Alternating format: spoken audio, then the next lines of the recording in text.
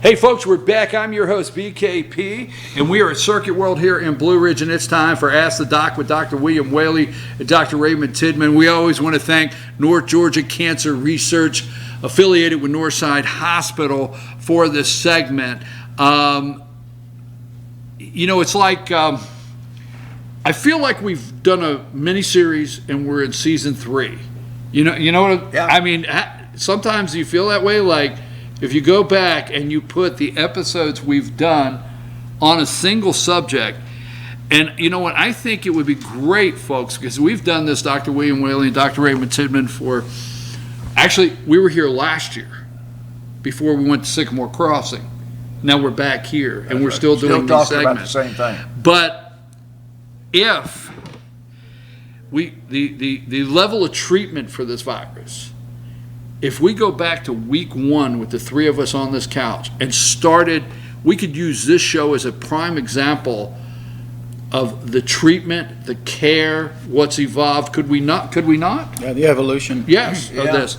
But first, we gotta am I seeing spots? No, or is that... I'm in charge here right now. All right, first of all, we're at Circuit World because it's raining. Yes, it's raining. And we are 14.7 inches above the rainfall for the year. Absolutely. And remember, last year we ended up at 16.1, and after a couple years of drought. So that's your weather report for North Georgia. And now I see you eyeballing my tire. Yeah, is that spots? All right, I'm gonna say Something Irish. no. Ping pong paddles. All right. But what's a head? A mug look like a mug with a okay, head, all a right, beer okay, head. this What's is- that got to do with anything? This little personal history here. These are 2 ping pong paddles and a beer mug above it Right. that says 62. My class at Dartmouth was 1962. The movie Animal House. Animal House is written by a class of 63 about a fraternity at Dartmouth. One of my very close friends is the character that John Belushi plays. Now, why in the world am I doing that? Because what we want to talk about today is that colleges are back in school, schools are back in school, and if you look at the differences in the way colleges and schools are handled, you can't be any farther than 180 degrees out. So I discussed this yesterday with an Ivy League school, which will go unnamed, but it's up in upstate New York, and they got a great hockey team. They are testing all students twice a week. The students are on campus. Some of the classes are virtual and they are being done online. Some are real, and obviously all the ones in chemistry and math and stuff have got to have labs. The labs are all real. But I have a grandson and a granddaughter there, and when they test them twice a week, they have the quick PCR test, so the test report is available by the next morning. It's not the 15-minute test, it's the accurate one. If they're positive, since there's a school of hotel management there, they have a beautiful 10-story luxury hotel owned by the college. It's obviously empty, nobody's going up there, and the positive students are placed in a beautiful hotel room. They get all their meals catered by this fine restaurant, 3 meals a day brought to the room, and they have beautiful video equipment up there and all the unlimited television. So having the COVID virus is no big deal. It's a nice staycation for them. Down in South Florida, when a student tests positive, he has to go to a special dorm. The dorm is exactly the same thing. They cater the meals and everything, and both of these places keep right on trucking. And that's my feeling. I've been saying for months now, or weeks now. I believe the colleges should be open. When the kid tests positive, he ought to go be somewhere for 10 days, but let classes go on, let sports go on. And I don't know near as much about technology as Ray does, but apparently all these colleges now have a software that traces the location of the cell phones of all of their students. So if a guy turns up positive, his contact tracing doesn't necessarily have to all be what he's, I remember I was with this guy at the fraternity house. They can pick and see from the software who spent 10 seconds with him, passing him in the hallway, and who stood around him for 15 to 20 minutes, and then actually go and contact trace. All right, you just blended something. You went from medical to what many would say are privacy. And all too often what I'm seeing throughout the week is a concern with blending medical with my privacy. So what say you on that technology for contact tracing? Is that something medically we need to try to figure out how to combat this, or what say you? Because you understand. Well, first of all, when you have purchased a cell phone, right, you have signed a contract that allows the public safety people to ping you, and so if your kid's missing and the cell phone's in his pocket and he's been Amber alerted, the state patrol and everybody is chasing that cell phone. So we know that technology saves a lot of lives, and it's a very worthwhile thing. I agree with that. Okay. I don't disagree with that. Right. I'm not taking that on. Let me go to the next step. Go ahead. Okay, because when they go to the contact, they don't tell them who they were near. So the privacy of the tested positive individual is maintained. Okay. They go to somebody and they say, you were at the lunch counter at McDonald's and you were there for 18 minutes. People were in that group. One of those is tested positive for the virus. So there are other people there. So it really doesn't violate in any significant degree the privacy of the person that is positive. Let me and I don't want to get fixated on that. Yeah, we got more stuff to talk there's so about much here. stuff, but well, I mean, it's one of the things I've been pondering this week. The word quarantine comes from old Italian quarantina, and it refers to the Latin for 40. So the original quarantine was quarantining a sick person or someone quarantining themselves for 40 days. How many months are we into this now?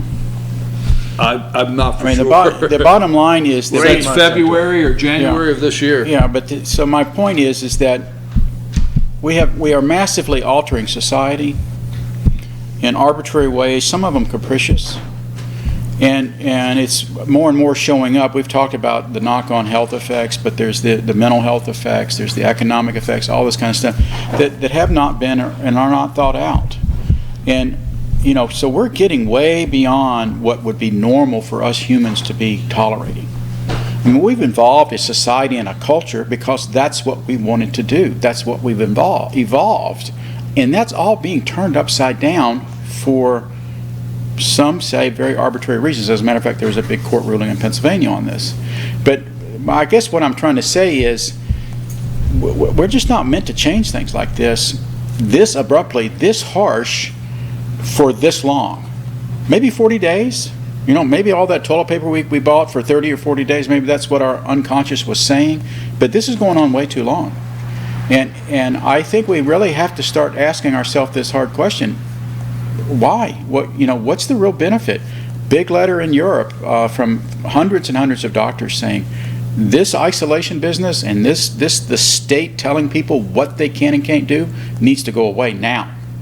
Needs to not be done anymore. The doctors need to manage, the healthcare system needs to manage the illness, and the state needs to get out of people's lives. And exactly, basically, you will remember that for 30 years I was the medical advisor to a huge international airline. If we had a case that came to our attention of somebody with active tuberculosis on an airplane, we knew what the air circulation was like. We would then contact the people that were in 12 feet forward and backward. Now remember, they've already landed. So then we would get hold of the public health officials all around and make contact to trace the TB. That's contact tracing. Right. Okay. We didn't quarantine an airplane. We didn't quarantine any people. But when you're trying to put your arms around an epidemic, whether it's a venereal epidemic. I read in Civil War Times yesterday about the Nashville brothels during the Civil War that they put up, and they had contact tracing and stuff in 1862 in Nashville for Union soldiers who were getting venereal diseases when they were in Nashville. So that has been a public health way forever to try and control illness.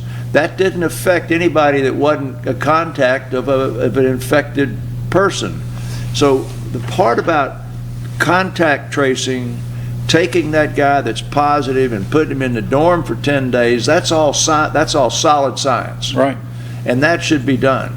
And as it was pointed out by that article that he was talking about, that big letter that came from people in Europe, there was a lot of BS in there because there was some politics at the bottom about how well the chloroquine works and the rest of that stuff. But what they're really saying was that people were not allowing good exchange of ideas about controversial subjects, because we can come back to that plasma treatment again. Every week for the last 4 weeks, that thing has changed. Yeah. Changed again yesterday, and the National Institutes of Health is reinstituting in big style that study. But back to this right here. Nobody doubts that when you have a case of a COVID virus, that the people that have been in contact with them, or could be in contact with them, or might be in contact with them over the age of 60 or whatever, they need to be very careful.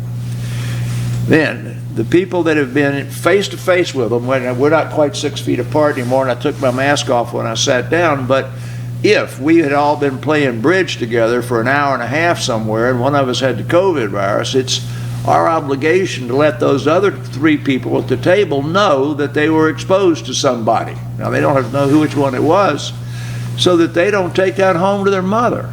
But that doesn't mean we shut down the world down. And I wore this because I wanted to go back to schools. I heard last night somebody's got the 3rd football game, college football game postponed already. One of the teams, not Clemson or anybody. I think it's absolutely ludicrous to cancel a football game because 4 or 6 people on one team tested positive. I think they have to have a big enough pool of people that they get to play. They take those 6 and they put them away. If the rest of the guys are tested negative, they go out and play the game and let substitutes play. You don't shut the daggum game down. It doesn't make any sense to me to take a baseball team. You got 35 players, you get 2 or 3 of them that are sick, pull up some guys from the minor leagues. That's the way it's done. So my point about the colleges are that many of these colleges that are in-person, people are going to class, they're doing it as close to normal as they can do it, have got the right idea. When somebody's positive, stick him in a special dorm, let the rest of the class go on and let them have their school. But the schools that shut down totally, I mean, what was it, North Carolina and some others, shut off totally, doesn't make any sense to me. Now, within week 1, but the, I don't know what is it, Bill, because there appears a virus that are all in on this. I mean, I get that the news media is going to fan everything. They like fires and they like blood. Okay, that makes people look at their. It bleeds. Yeah. So, but we have peers. I mean, somebody being struck by lightning, that's a pretty big thing. I mean, it's rare, it's violent, Sure, it's put it on humongous. front page, right? But us peers, we like. Stay off the golf course when I know that's going to happen, right? But it's rare as hen's teeth. You don't run around saying, "Hey, everybody, stay inside." I mean, we don't do that as professionals. I don't mean to interrupt you, but like you just said, lightning. I don't run to the golf course when it's lightning. And you I don't put your umbrella up I here. go in the club. They do shut down the Exactly. football game, though. Exactly. Okay, no, I didn't mean to interrupt you, but my you know what I'm point saying. is that people look at it and mature professionals say, okay, that's a rare event. We don't go crazy over it. Right. I listened to I was tuned into a talk at some of the tech students just today, and I heard a mathematician specialist talking about some of the brain effects of COVID in young people. I mean, we're talking about something exceedingly rare.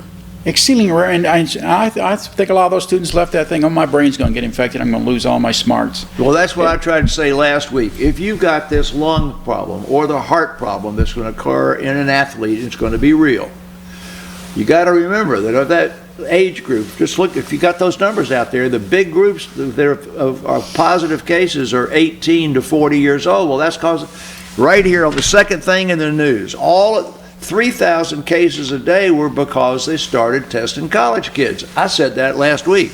You just took all of these people from all over the country, you brought 25,000 people to a campus, and you started testing them twice a week. You're testing millions of kids that weren't being tested 2 weeks before. Well, that's going to make the numbers go up. And the numbers go up, but hospitalizations are not, because they're not going to make the people go in the hospital. Yeah. That's not going to make the deaths go up. It's just going to be the number of positive people around. But they won't say that. 99.997% of those people will be fined. You understand how small that number is? I got it. And they're running around going, look at all these tests, all these college kids now are you got to stop again. Of that number that didn't, that got sick, what percentage of them are going to end up with the lung, or the heart, or the brain thing? It's even more small. I mean, you're talking a couple in a million. Yeah. So I'm not worried about that. I'm worried about you shutting down the book in school, not letting the kids interact. I got a question. All right. I watch all week, and some networks have what I call a rolling total on the side of the screen. It's really a disgrace to me, a rolling total. Like the national debt clock. Yes, rolling total. Now, this is a quote. There's a lot of other words out there, but there's people that come on the camera and say, we've reached a grim milestone in our country. And they want to fly the flags at half-mast. That's the 6,000 deaths in Georgia. And they want to, and they literally, some will wear black. Now, this is true. I watch these people. So, 2,000. Both of you comment on this, please, because I'm reading articles that out of the 200,000, not even double digits are actually somebody that is in good, healthy condition, under 50, that got COVID and clearly died from COVID. That's correct. Okay? Yeah. Not even double digits in that percent. That's my understanding. Now, the rest, I'm not saying they didn't, but they may have had a triple bypass. Well, they may have had a pacemaker. They may have had COPD. They don't have to go to nursing homes. Still, hasn't changed. And 80% of the deaths are in people over the age of 70, over the age of 80. Right. Yeah. So what say you when, as a doctor and seeing patients, because both of you, and you're a cancer specialist, general practitioner, right? Correct. But both of you experience your patient's fear. Right. Right? Now, and exhaustion. Right. I mean, both of you experience when your patients come in the level of fear they have from watching somebody tell them this is a grim milestone. And what, am I correct? Yeah, and I can't, that's the thing that's really baffling me. You know, this is, I'm getting back into Bill's period here, but in 68, 69, the period of Woodstock, what was there, 400,000 people that gathered there? Yeah. That year, the flu season worldwide killed over 1 million people. And we haven't hit 1 million people for COVID yet. Over 1 million people. Now, I don't remember anything about how bad the flu was. They always talk about 100 years ago. You don't remember anything because you were at Woodstock? No, I missed out on that. I'm just checking. Ray, we're going to get 1 million this week, though, because we're at 900. I know, but I mean, all I'm trying to say is that we did not shut the country down. We did not have it on TV 24/7. When you hear it's a grim milestone of 200,000, what say you? And I'd like for both of you. Well, I think when it started, I want to get to that milestone. I want to bring it back to Fannin County in a minute, because yes, what we were talking about earlier, that's a big deal. What we were talking about at the outset, if you'll remember, was 1.5 to 2.5 million Americans are going to die of the COVID virus. That was the first prediction. What we said here was, if it can be kept down below 300,000, which you're a long way from that, then you've really done a good job. But that's a lot less than the 3 million to the 1.5 million. Now I want to go down to the local thing, because this is these local numbers we've been discussing all day long.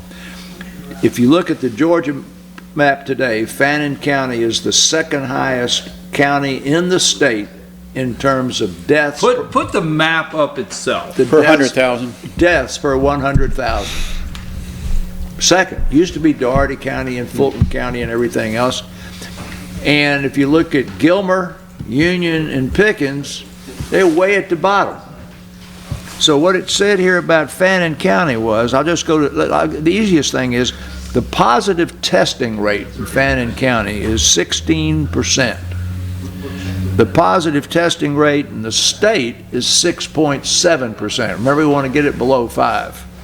But the positive testing rate in Gilmer, Pickens, and Union is 2%. Now, I know that the Gilmer, Union, Pickens population are the same people, living the same life in the same way, Going in and out of each other's and towns. doing each other, and those numbers are not real. They're not real. I believe, and we've had 12 deaths in Fannin County in the last 7 days.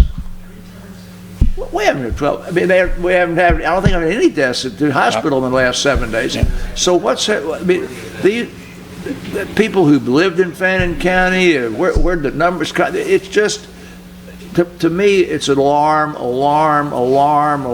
It doesn't make any sense. That's what I'm trying to say, yeah. Yeah, but it makes no sense that these 4 counties can have 2, 2, 2, and 16%. I hate to say it like this, then what can we read into? Okay, I want to read into this several things. One, I do believe that the primary care physicians in Blue Ridge, Georgia, and in Fannin County, and at Fannin Regional Hospital, are testing the proper people. They're testing people who are sick.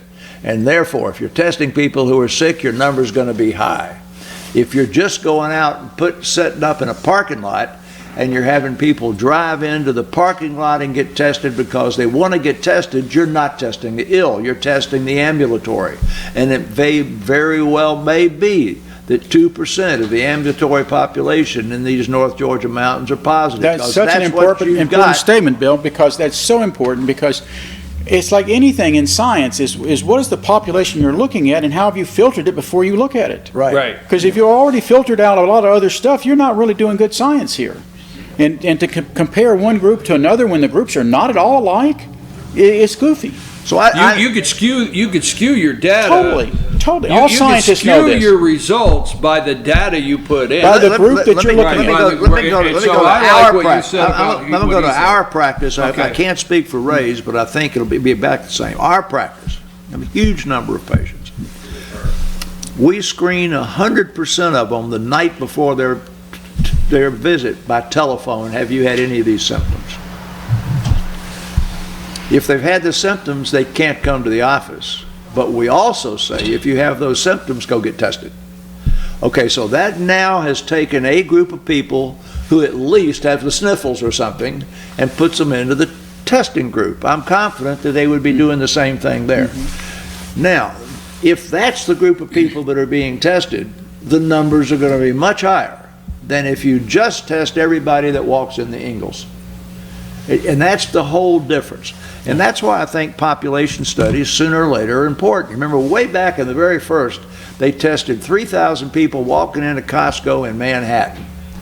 And in that 3,000 people that came into the Costco, there were 10% that had antibodies. Well, that's probably about the numbers we still, that's out there until you got yourself a vaccine.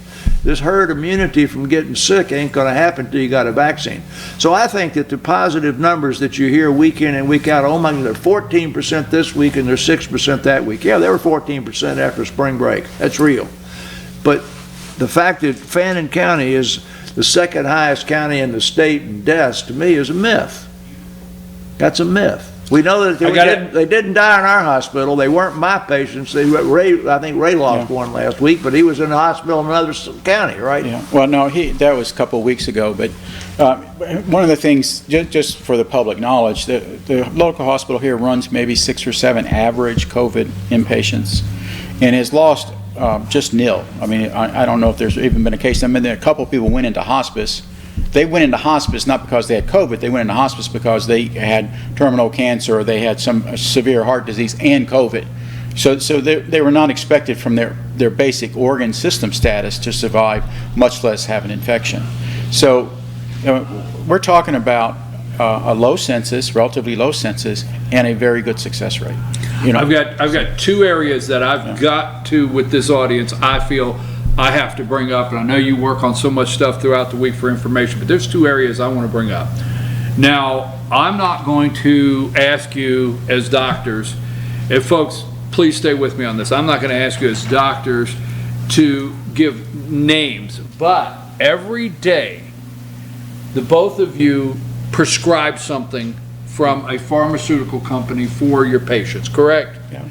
Now, these pharmaceutical companies, they come to doctors when a new medication for something is on the market, and they talk to you about it and they give you samples, and if you agree it's good for your patient, you will start prescribing it, and that's just a generality of how some of it works, correct? Yeah, not in our practice. Not at yours. They're not allowed. For 5 years, we have had nobody come into our practice to talk about a new drug. But anyway, go where you're saying. All right, So the new product comes out. Here's where I'm going.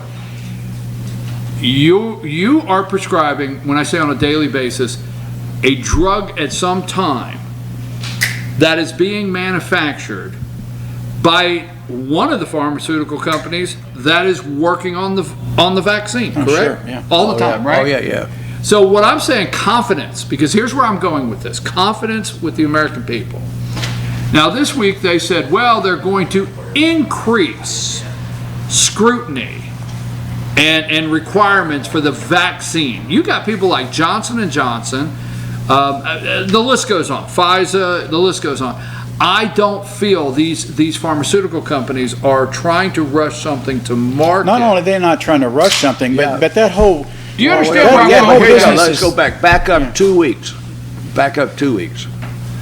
I told you 2 weeks ago that the natural history of the dominoes falling over in terms of phase 1, phase 2, phase 3 clinical trials, and then pre-marketing and post-marketing research going to take this out until April or June before you really had and then people began saying, well, if you were to rush it up after you've gone through the first phase through clinical trials, you could put it on the market. That wasn't the pharmaceutical companies speaking. The pharmaceutical companies never said, we want to introduce this product when it's at this point, when under normal circumstances it would be at this point. That was all politics. And I think that the science about it, I don't think there's been a great deal of conflict. When you hear the directors of these companies come on board, they tell you we're going to be at this spot in phase 3 clinical trials at this point in time. And under normal marketing circumstances, they have driven that down dramatically by the increased efficiency. They're working 24 hours a day and getting hundreds of thousands of people to go on clinical trials rapidly because people are seeking out participation in clinical trials. And before, you had to kind of talk somebody into it. So it's going to be much quicker, but it still takes time. And I think what you're Brian, saying, here's an analogy of it. There's this thing in business called just-in-time inventory. Walmart became very, very wealthy from this because basically a manufacturer manufactured things as the retailer needed it. Right. And they finished that manufacturing, put it on the truck, and it went to the retailer. It didn't go into warehouses. They didn't send too much to the retailer. The retailer knew how much they were selling, and they brought that much, and it went right there. It immensely compressed the whole line of product going out to the public, okay? The product wasn't cheaper, or it wasn't less quality or less valuable or anything like that. They took a lot of cost out of the system. The way this vaccine has been shortened up is that when a file got done, it didn't go in an inbox on somebody's desk for them to look at when they got back from vacation next week. Okay, it went into somebody's box who looked at it that night, and all these people have compressed all of these methodologies to make them happen back to back, back to back to back. And that's where all the time has been taken out of this. There's not one shortcut.